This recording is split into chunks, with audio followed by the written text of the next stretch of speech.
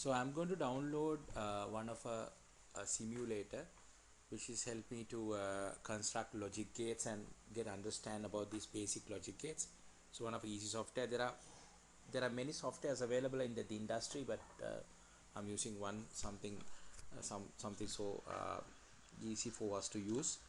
So I'll go to Google and say download multimedia logic. The name of the software is multimedia logic. Once you say that, so you will be getting plenty of website. From that I will go to this hyperlink from SourceForge website. So once you get that SourceForge page, so you have to click on just download, and then it will be download to your download folder.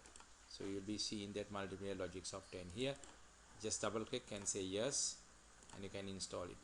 Once it install, after you open that, I have already installed this.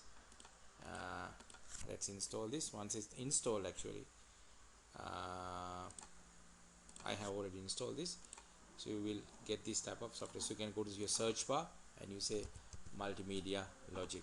So this is a simulator we're going to use in order to do our logic gates.